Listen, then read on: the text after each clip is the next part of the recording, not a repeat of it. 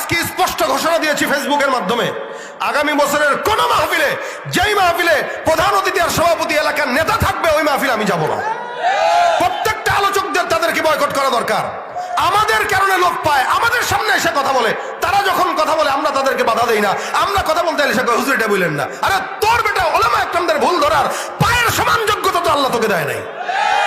পাশাপাশি এই যে দেখেন আজকের মাহফিলটায় সভাপতিকে মুফতি আরিফ বিন হাবিব সাহেব, আলোচককে সাইদ আহমদ, আর সভাপতি আরিফ বিন হাবিব। বলেন এইরকম মাহফিলগুলো বাংলাদেশে দরকার আছে কিনা?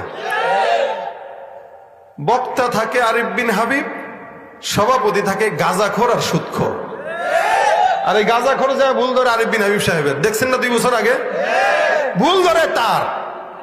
ও নামাজ পড়ে না, মুইতে পানি নেয় না, প্রস্রাব করে পানি নিতে হবে কিভাবে সেটা জানে না, 24 ঘন্টা ঘুষের সঙ্গে সুদের সঙ্গে জড়িত।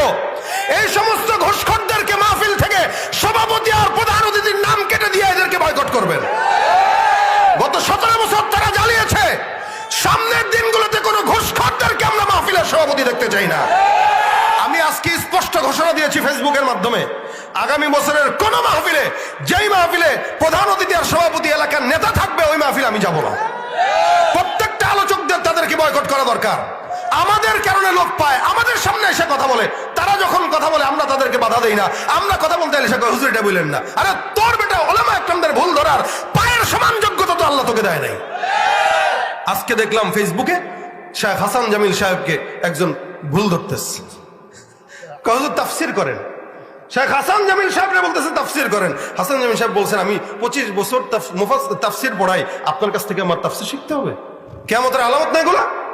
এই জন্যই তো দ্বীনের মজমাগুলোকে আপনারা ঘুষখোর, সুদখোর, সন্ত্রাসীদেরকে দিয়ে আবার আড্ডাখানা বানায় রাখছেন। কেন বানাইছেন? এ টাকা দিছে মাহফিলে।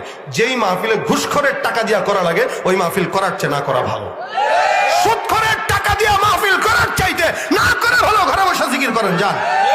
মাহফিল হবে, তবে সভাপতি হবে আরিফ বিন হাবিব সাহেবের মতো যোগ্য লোকেরা, যারা কোরআনের ভুল আমারটা ধরার যোগ্যতা রাখে, হাদিসের ভুল আমারটা ধরার যোগ্যতা রাখে।